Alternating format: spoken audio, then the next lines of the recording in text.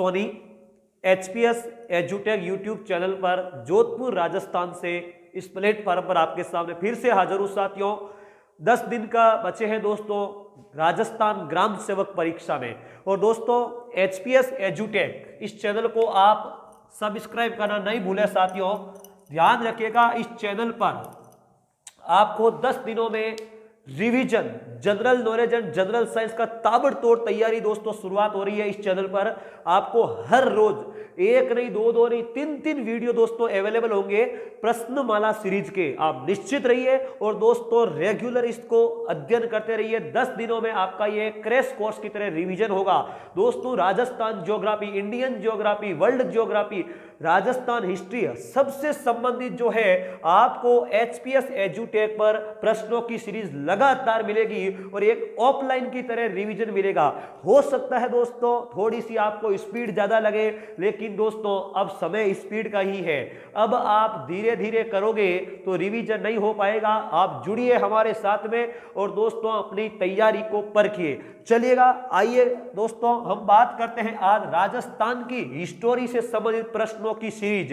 दोस्तों एक लाइन में 3 सवाल आपको मिलेंगे और 100 प्रश्न होंगे। चलिएगा हम बात करते हैं दोस्तों। सबसे पहले सवाल नंबर 1 आपको पूछ लिया जाए, भारतीय पुरातात्विक सर्वेक्षण विभाग की स्थापना कब हुई? किसने की? अलेक्जेंडर कनिंघम ने की। अलेक्जेंडर कनिंघम ने की थी दोस्तों। सवाल पर दोस्तों लिखावट पर ध्यान कम दें, आवाज पर ध्यान ज्यादा दें साथियों। भारतीय पुरातात्विक सर्वेक्षण विभाग की स्थापना कब हुई? किसने की? अलेक्जेंडर कनिंघम ने की थी दोस्तों। कब की थी? 1861 में की थी। 1861 में की थी। इसीलिए दोस्तों अलेक्जेंडर कनिंघम को भारतीय पुरातात्विक सर्वेक्षण विभाग का जनक कहते हैं। सवाल नंबर 2 अगला ही सवाल दोस्तों आपको पूछ लिया जाए, राजस्थान में पुरातात्विक साक्ष्य के बारे में या पुरातात्विक सर्वेक्षण की जानकारी कब शुरू हुई या पुरातात्विक सर्वेक्षण का कार्य कब शुरू हुआ और किसने शुरू किया? दोस्तों 1871 में। 1871 में 10 साल बाद 1871 में शुरू हुआ और दोस्तों शुरुआत किया था ACL कार्लाइल ने। ACL कार्लाइल ने, ध्यान रखना, आवाज पर ज्यादा ध्यान दे भाइयों। ACL कार्लाइल ने शुरू किया। वापस रिपीट कर रहा हूं, हमारा काम है आपको दिमाग में इस प्रकार छाप देना कि एग्जामिनेशन हॉल में भूल नहीं पाओ। अलेक्जेंडर कनिंघम को भारतीय पुरातात्विक सर्वेक्षण विभाग का जनक कहते हैं क्योंकि 1861 में इन्होंने भारतीय पुरातात्विक सर्वेक्षण विभाग की स्थापना की थी। सवाल नंबर 2 राजस्थान में पुरातात्विक सर्वेक्षण का कार्य जो किया वो 1871 में ACL कार्लाइल ने किया, इसीलिए राजस्थान में जनक इन्हीं को बोलते हैं। सवाल नंबर 3 अगला दोस्तों मैं बात करूं तो आप ध्यान रखिएगा, इतिहास के जो सबसे प्रमाणित जो स्रोत होते हैं दोस्तों वो कौन से होते हैं? तो आर्कियोलॉजिकल सोर्सेज, पुरातात्विक स्रोत होते हैं। ध्यान रखना, पुरातात्विक स्रोत जो होते हैं वो दोस्तों प्रमाणित सोर्सेज माने जाते हैं। ध्यान रखना, इनमें कौन कौन से आते हैं? अभिलेख, ताम्रपत्र, सिक्के, मुद्राएं, ये जो आते हैं दोस्तों ये पुरातात्विक स्रोत में ही मानी जाती है। खुदाई से मिली हुई सभी प्रकार की जो सामग्री है वो पुरातात्विक स्रोत में मानी जाती है। सवाल अगला आ गया दोस्तों, अभिलेख। ध्यान रखना, एक बात आप ध्यान रखना, अभिलेखों के बारे में 2 सवाल आपको लगातार बता रहा हूं। एक होती है एपिग्राफी और एक होती है दोस्तों न्यूमिस्मेटिक्स। क्या नाम होता है? न्यूमिस्मेटिक्स। क्या फर्क है दोनों में दोस्तों? देखिएगा, सवाल आपको ध्यान रखना है, अभिलेखों का अध्ययन जिस शाखा जिसमें होता है दोस्तों एपिग्राफी कहलाती है, और सिक्कों का अध्ययन जिसमें होता है न्यूमिस्मेटिक्स कहलाती है। दोस्तों सिक्कों का अध्ययन जिस पर होता है न्यूमिस्मेटिक्स कहलाती है। कंसेप्ट क्लियर हो गया? सिक्कों पर दोस्तों पहली बार जो किताब लिखी थी वो कैब ने लिखी थी। किन्होंने लिखी थी? कैब ने लिखी थी दोस्तों, कैब ने लिखी थी। सवाल नंबर 6 अगली बात करूं दोस्तों तो ध्यान रखना, राजस्थान के लिए सबसे पहले राजपूताना शब्द का प्रयोग किसने किया? राजपूताना शब्द का जो प्रयोग किया था दोस्तों वो जॉर्ज थॉम्स ने किया था। किसने किया था? जॉर्ज थॉम्स ने किया था। किसने किया था? जॉर्ज थॉम्स ने किया था। कब किया था? सन 1800 में किया था। सन 1800 में किया था। लेकिन दोस्तों लिखित साक्ष्य पहली बार इनका जो है वो दोस्तों इन्हीं के एक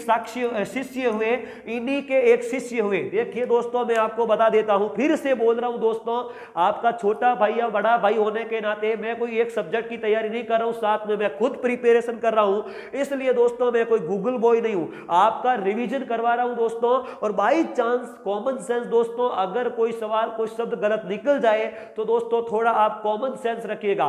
ध्यान, मैं आपको तुरंत सूचना दे दूंगा, जैसे कल मैंने आपको बात बताई थी अमेरिका के बारे में दोस्तों, 10 साक्षी आपके सामने रखे थे, तो वहां से मुझसे निकल गया कि अमेरिका जो आजाद हुआ 17 जुलाई, जबकि वो 4 जुलाई था दोस्तों। ऐसी भूल हो जाती है, ऐसी भूल हो जाती है। मैं आपको कम समय में ज्यादा से ज्यादा प्रोवाइड करवाने की कोशिश कर रहा हूं साथियों।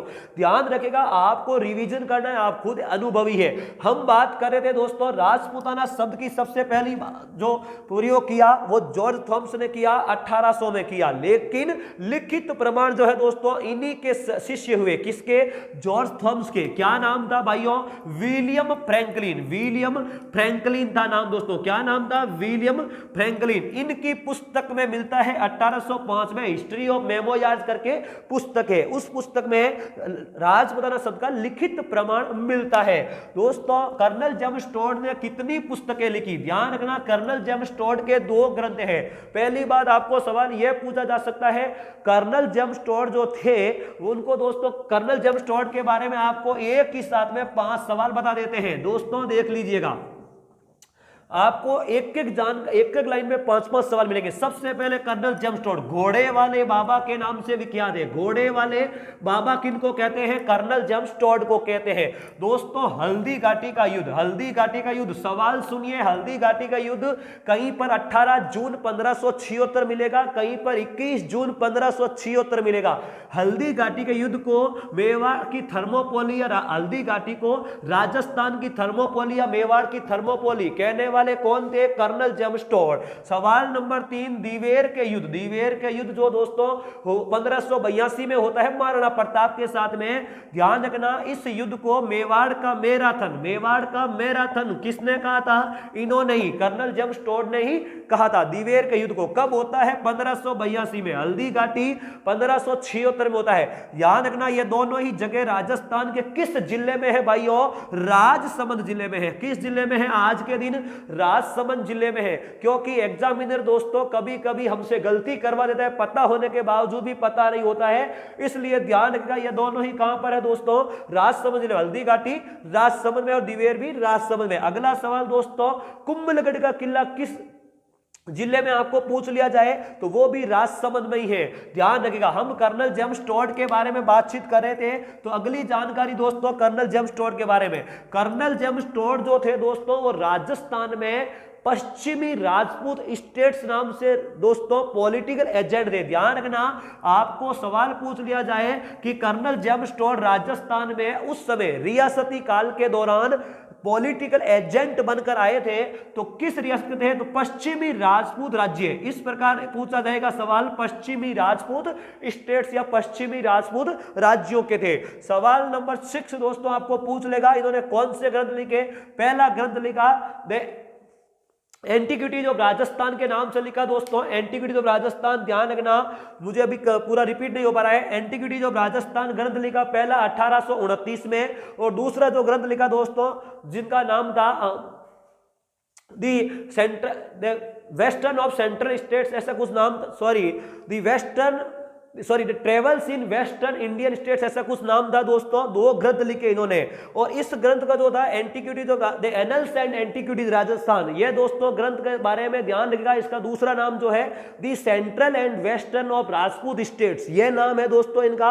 1829 में आया, और दूसरा जो ग्रंथ था उसका नाम था ट्रेवल्स इन वेस्टर्न स्टेट्स, ऐसा वेस्टर्न इंडियन स्टेट्स, ऐसा नाम था दोस्तों। ध्यान रखिएगा, 1829 में लिखा था यह ग्रंथ जो है annuls and antiquities of Rajasthan. इसमें राजस्थान के 3 शब्द आए, रजवाड़ा, रोयथान और दोस्तों राजस्थान, ये 3 शब्द इस ग्रंथ में आपको देखने को मिलेगा। अगला सवाल आपको पूछने जाए कि कर्नल जेम्स टोड जो थे इनके गुरु का नाम क्या था? इनके गुरु का नाम क्या था दोस्तों? यति ज्ञानचंद्र। आपको याद रखना है, कर्नल जेम्स टोड के गुरु का नाम यति ज्ञानचंद्र था साथियों। क्या नाम था? यति ज्ञानचंद्र। और जो वो दूसरा ग्रंथ था दोस्तों, क्या नाम था उसका? Travels in western Indian states, ऐसा नाम था दोस्तों। ध्यान रखिएगा, उस उस ग्रंथ की जो रिपोर्ट है इन्होंने अपने गुरु यति ज्ञानचंद्र को ही सौंपी थी। कंसेप्ट क्लियर हो गया होगा साथियों। चलिए आगे बात करते हैं अपन। ध्यान रखिएगा, भारत में दोस्तों सबसे प्राचीन जो अभिलेख मिलते हैं किन के मिलते हैं? अशोक मौर्य के मिलते हैं। किन के मिलते हैं साथियों? अशोक मौर्य के मिलते हैं। यह सवाल ही है दोस्तों, मैं नंबर नहीं लगाऊंगा, नंबरों से आपको क्या करना है, आपका तो कंसेप्ट चाहिए। अशोक मौर्य के हैं। ध्यान रखिएगा, अशोक मौर्य ने दोस्तों अभिलेखों की प्रेरणा कहां से ली थी? ईरानियों से ली थी। कहां से ली थी? ईरानियों से ली थी।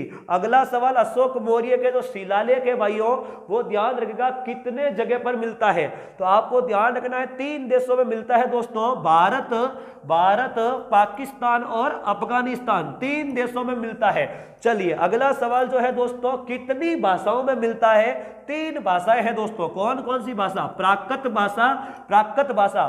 भारत में जितने भी अभिलेख मिले भाइयों प्राकृत भाषा में ही है, ठीक है। इसी भाषा को दोस्तों मागधी भाषा कहते हैं। क्यों कहते हैं? क्योंकि यह उस समय जो मगध साम्राज्य था वो एक विस्तृत क्षेत्र था, मगध के आसपास के क्षेत्र की भाषा को मागधी भाषा के नाम से जाना गया। याद रहेगा आपको, तो यह मागधी भाषा में था भाइयों। चलिए, प्राकृत भाषा भारत में थी। दूसरी भाषा थी दोस्तों अरामेइक और तीसरी भाषा थी यूनानी। ध्यान रखिएगा, यह 2 भाषाओं वाले जो शिलालेख है वो अफगानिस्तान में है दोस्तों, हमारे भारत में नहीं है। यहाँ एकमात्र द्विभाषीय जो अभिलेख है वो कंधार एक कूना का लेख है दोस्तों, अशोक का कंधार एक कूना का लेख अफगानिस्तान में ही है। चलिए आगे बात करूं साथियों, तो यह तो 2 भाषाएं हैं लेकिन ये दोनों लिपियां भी है। तो अशोक के जो अभिलेख है वो 4 लिपियों में मिलते हैं। RS, second GATE, first GATE, तीनों एग्जाम में यह सवाल पूछ ले गया। 4 लिपियां कौन सी? एक तो अरामेइक, दूसरी यूनानी, तीसरी ब्राह्मी और चौथी खरोष्टी लिपि। याद रहेगा साथियों, ये खरोष्टी लिपि। चलिए हम बात कर रहे हैं आगे की ओर। दोस्तों एक होती है प्रशस्ति और एक होता है पढ़ाका। क्या फर्क है भाइयों दोनों में? देखिएगा 2 सवाल रेगुलर, प्रशस्ति और पढ़ाका। क्या होता है प्रशस्ति और पढ़ाका? देखो, प्रशस्ति का मतलब वो अभिलेख जिनमें दोस्तों राजा महाराजाओं की यशोगाथाओं उपलब्धियों का बखान होता हो, जिनमें राजा महाराजाओं की उपलब्धियों की प्रशंसा की गई हो, उन्हें कहते हैं प्रशस्ति भाइयों। जैसे उदाहरण के लिए आपको बता रहा हूं कुंभलगढ़ की प्रशस्ति। सवाल ही है साथियों, कुंभलगढ़ की प्रशस्ति कब लिखी गई थी? यह कुंभलगढ़ की प्रशस्ति 1460 में थी दोस्तों, 1460 की है। किसने लिखी दोस्तों ये कुंभलगढ़ की प्रशस्ति? देखो, पहले अत्रि भट्ट था, उसके बाद में उन्हीं के पुत्र महेश भट्ट ने लिखी। सवाल महेश भट्ट पर ज्यादा बना है दोस्तों, ध्यान रखना। पहले अत्रि भट्ट थे लेकिन अत्रि भट्ट से भी ज्यादा महेश भट्ट पर फोकस डाला गया है। ध्यान रखिएगा 1460 का है। कीर्ति स्तंभ प्रशस्ति, सॉरी गलत बोल दिया दोस्तों, कीर्ति स्तंभ प्रशस्ति, दिमाग से निकल के सोचो, कीर्ति स्तंभ प्रशस्ति है। ध्यान रखना, कुंभलगढ़ की प्रशस्ति कीर्ति स्तंभ प्रशस्ति है, जो महाराणा कुंभा से समझे कीर्ति स्तंभ प्रशस्ति है, इसको आप ध्यान रखना। कीर्ति स्तंभ प्रशस्ति है भाइयों, कीर्ति स्तंभ प्रशस्ति 1460 की है, जिसको महेश भट्ट ने लिखा, महाराणा कुंभा से संबंधित है। महाराणा कुंभा को ही दोस्तों संगीत राज, देखिएगा महाराणा कुंभा ने ग्रंथ लिखा था जिसका नाम था संगीत राज। बहुत इंपॉर्टेंट है दोस्तों, 5 खंडों में लिखा गया। इस संगीत के क्षेत्र में महाराणा कुंभा को अपूल ज्ञान होने के कारण, विपुल ज्ञान होने के कारण दोस्तों इनको अभिनव भट्टाचार्य की उपाधि दी गई। कौन सी उपाधि दी गई?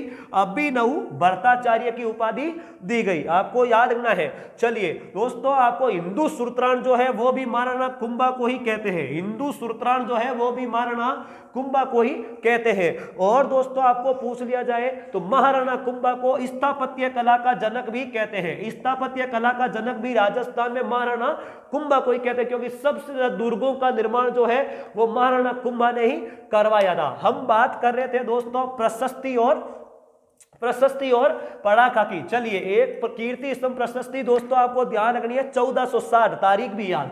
दूसरा दोस्तों पढ़ाका, यह क्या होता है दोस्तों पढ़ाका?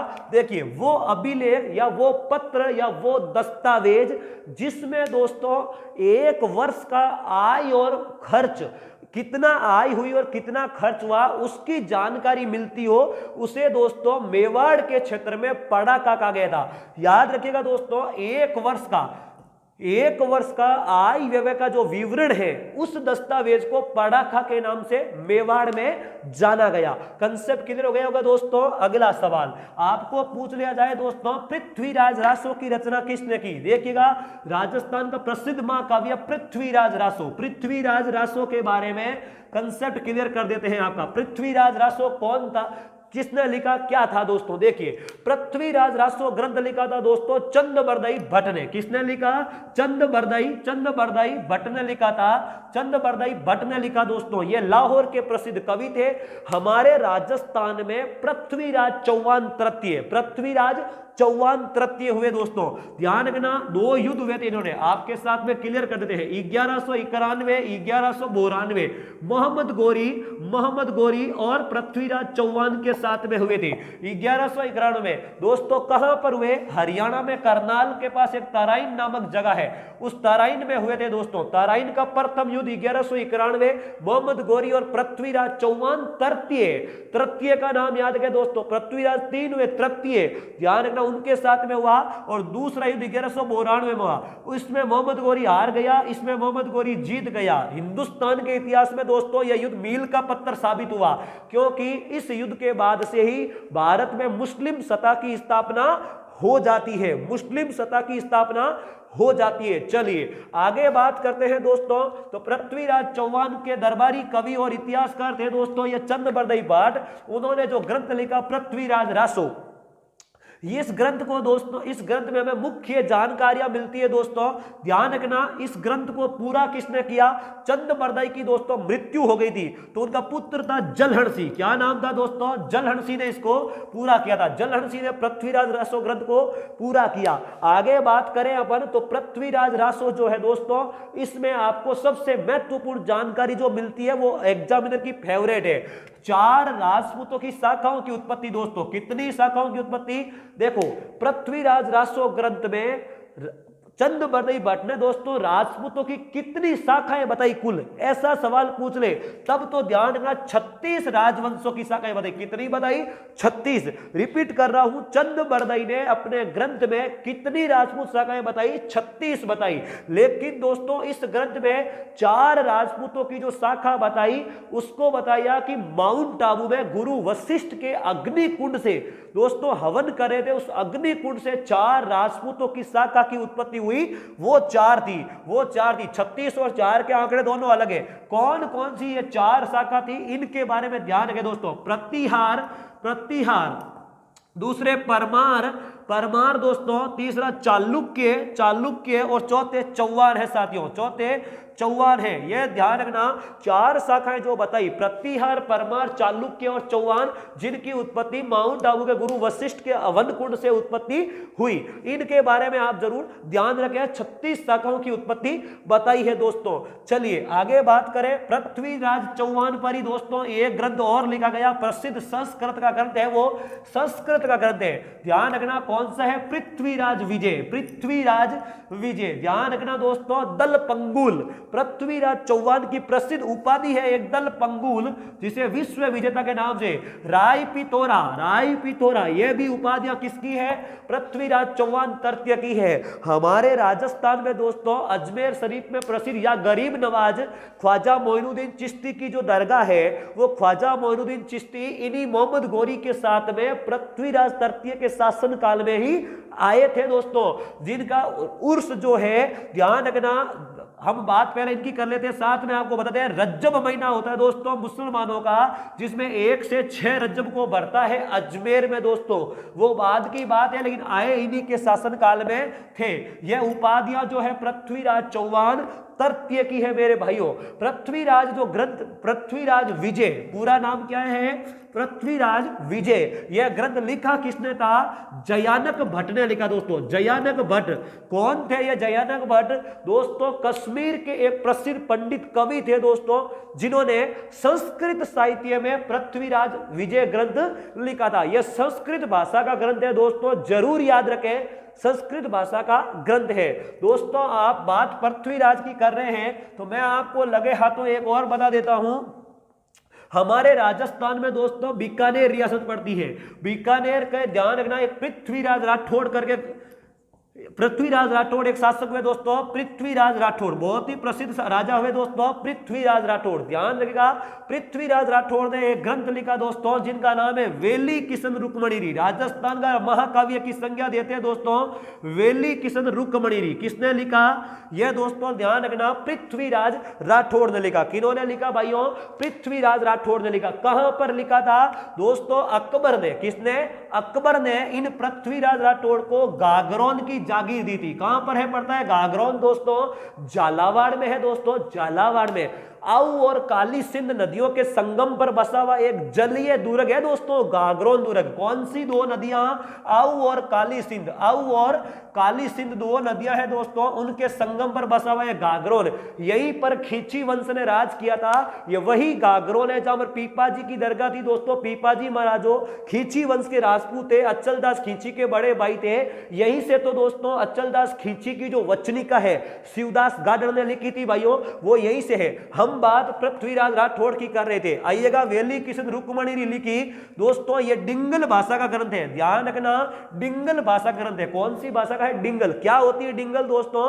राजस्थानी को लिखने की दो लिपियां हैं, पूर्वी राजस्थानी को पिंगल, पश्चिमी राजस्थानी को डिंगल कहते हैं। इन्होंने डिंगल में लिखा जो कि प्योर मारवाड़ी होती है दोस्तों। ध्यान रखना, एलपी टेसीटोरी एक दोस्तों प्रसिद्ध विदेशी इतिहासकार है, इटली के उदीने शहर में जन्मे थे, हमारे राजस्थान में आए थे दोस्तों, और राजस्थान में आकर काफी पुरातत्व से जुड़ी हुई जानकारियां प्राप्त की, और राजस्थान में चारण साहित्य पर बहुत ज्यादा अध्ययन किया दोस्तों। और सबसे इंपॉर्टेंट बात यह कि बीकानेर रियासत से ही इनका पूर्ण संबंध रहा है, बीकानेर में ही इनकी मृत्यु हुई है। लेकिन राजस्थान में यह सबसे पहले एलपी टेसीटोरी जोधपुर आए थे। कहां पर आए थे? जोधपुर आए थे। इन्होंने एलपी टेसीटोरी ने दोस्तों इस पृथ्वीराज राठौड़ को डिंगल भाषा के इस ग्रंथ के कारण डिंगल का हेरोस कहा। क्या कहा?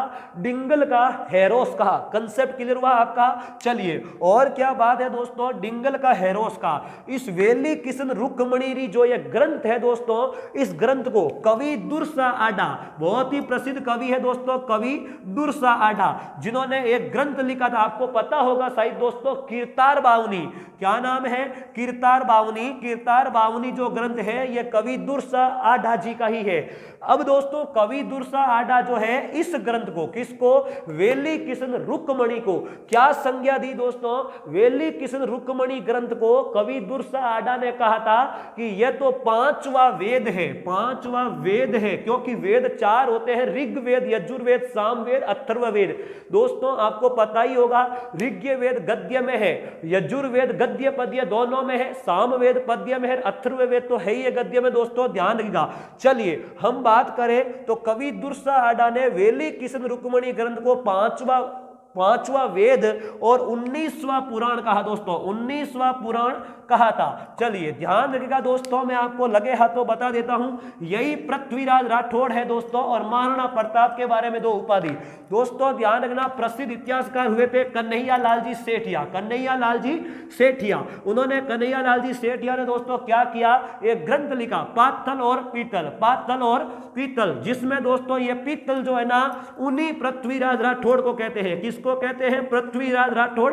बीकानेर को कहते हैं। पातल जो है दोस्तों महाराणा प्रताप को कहते हैं, महाराणा प्रताप को कहते हैं दोस्तों, ध्यान रखिएगा, महाराणा प्रताप को कहते हैं। महाराणा प्रताप का जन्म दोस्तों आपको पता ही है उदयपुर में हुआ था, सॉरी, महाराणा प्रताप का जन्म दोस्तों मेवाड़ चित्तौड़ में हुआ था, ध्यान रखिएगा, लेकिन कुंभलगढ़ के किले में हुआ था, सॉरी ध्यान रखना। महाराणा प्रताप के पिताजी का नाम उदय सिंह था दोस्तों, और मां का नाम जयवंताबाई था। ये वही जयवंताबाई है दोस्तों जो अकेराज सोनगरा की, ये दोस्तों सोनगरा चौहानों की दोस्तों पुत्री थी, ध्यान रखना, ये वही है, ध्यान रखना।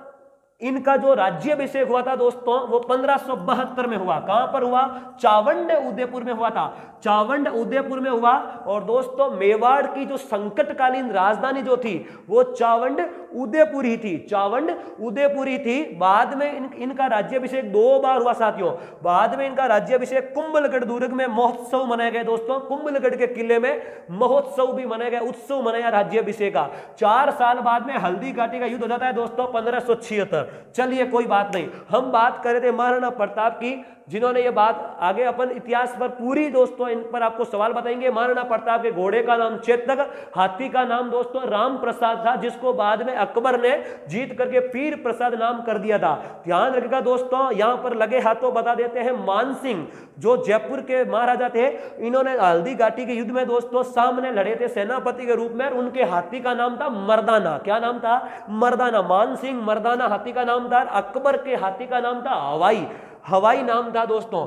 एक एक जानकारी आपको अवेलेबल करवा देंगे, आप डरिएगा नहीं दोस्तों। चलिए हम बात करें आगे की ओर, तो देखिए दोस्तों प्रसिद्ध सिक्कों के बारे में आपको 3-4 सवाल राजस्थानी में पूछ रहे हैं। प्रसिद्ध सिक्के, सिक्कों का अध्ययन न्यूमिस्मेटिक्स में होता है, ये मैंने बता दिया दोस्तों। आपको पूछ ले जाड़शाही सिक्के, जाड़शाही सिक्के कहां के थे? जयपुर के थे। क्यों? क्योंकि सिक्के पर जो दोस्तों फोटो थी वो जाड़ की एक टहनी थी, छह शाखाओं वाली टहनी के बारे में 6 टहनियां है दोस्तों, वो मिलती है, इसलिए जाड़शाही सिक्के कहते हैं। चलिए विजयशाही सिक्के कहां के थे दोस्तों? जोधपुर रियासत के।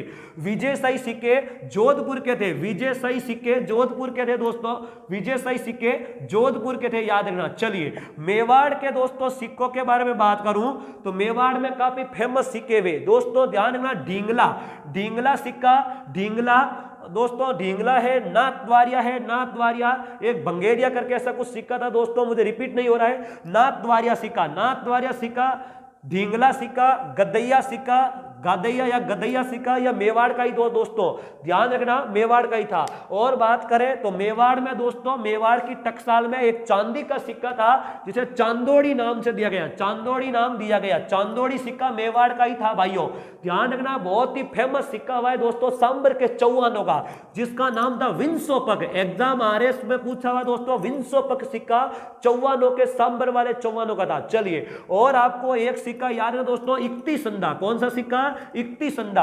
इक्तिसंदा सिक्का दोस्तों आपको पता होगा नागौर जिले में कुचामन सिटी गांव पड़ता है। कुचामन जो है उस समय बहुत फेमस जागीर थी दोस्तों, जागीर थी। देखो लगे हाथों बता देते हैं, राजस्थान में सबसे पहले कौन सा इतिहासकार था जिसने जागीरदारी व्यवस्था पर लिखा था? वो कर्नल जेम्स टोड ही था दोस्तों। जागीरदारी या सामंतवादी या फ्यूडलिज्म कोई भी वर्ड आ सकता है, कर्नल जेम्स टोड ने लिखा। इक्तिसंदा सिक्का जो दोस्तों है वो कुचामन की टकसाल में डलता था, कुचामन टकसाल में। कुचामन जो है दोस्तों, कुचामन का जो दुर्ग है जागीरी किलों का सिरमौर माना जाता है, जागीरी किलों का सिरमौर माना जाता है, उसको भी आप ध्यान रखिएगा दोस्तों, जागीरी किलों का सिरमौर जो है। और कौन से सिक्के थे? प्रतापगढ़ में सालिम शाही सिक्का है दोस्तों, प्रतापगढ़ में तो सालिम शाही सिक्का है। अंग्रेजी शासनकाल में दोस्तों जो है एक फेमस चांदी का सिक्का था, उस सिक्के को दोस्तों कलदार कहते हैं। क्या कहते हैं? कलदार कहते हैं। कई प्रकार के सिक्कों के बारे में जानकारी दोस्तों अगर आपको पूछ रहे, राजस्थान में सबसे पहले सोने के सिक्के किसने चलाए? गुहिल वंश में, मेवाड़ में दोस्तों बप्पा रावल ने चलाई, बप्पा रावल ने चलाई। और दोस्तों भारत में पूछ लिया जाए तो ध्यान रखिएगा दोस्तों, भारत में जो है सबसे पहले सोने के सिक्के कुषाण वंश के राजा, कुषाण वंश के राजा कनफिसस, विम कनफिसस द्वितीय ने चलाए। ध्यान रखना, विम कनफिसस द्वितीय ने चलाए थे दोस्तों, ध्यान रखिएगा इस चीज के बारे में। विम कनफिसस सेकंड था दोस्तों, विम कनफिसस ने चलाए सोने के सिक्के, कुषाण वंश के राजा था, ध्यान रखिएगा दोस्तों। और आपसे सवाल पूछ ले जाए, राजपूतों को कुषाण वंश, यूची जाति के कुषाण वंश, देखो एक ताम्रपत्र लेख है दोस्तों ब्रोच गुर्जर, क्या नाम है? ब्रोच गुर्जर। और ब्रोच गुर्जर ताम्रपत्र लेख जो है दोस्तों उसमें ध्यान रखना, इस ताम्रपत्र के आधार 973 के लगभग का है साथियों ये, ध्यान रखना। इस पत्र के आधार पर ही दोस्तों अलेक्जेंडर कनिगम जो हुए थे उन्होंने राजपूतों को क्या माना? कुषाण वंश या यूची जाति का कुषाण माना। क्या माना? यूची जाति। पटवारी 2015 का सवाल था दोस्तों, यूची जाति का कुषाण माना, इसको भी आप जरूर ध्यान रखेगा। चलिए हम बात करेंगे दोस्तों अगली सीरीज में, आपके सामने बात की थी 100 सवालों की, मेरे हिसाब से 100 से आगे ही होंगे, हम बात करेंगे फिर दोस्तों। Thank you. जल्दी से जल्दी HPS एजुटेक से जुड़े, चैनल को सब्सक्राइब करें, लाइक एंड शेयर करें और ज्यादा से ज्यादा अपने मित्रों के साथ में शेयर करें। Thank you very much.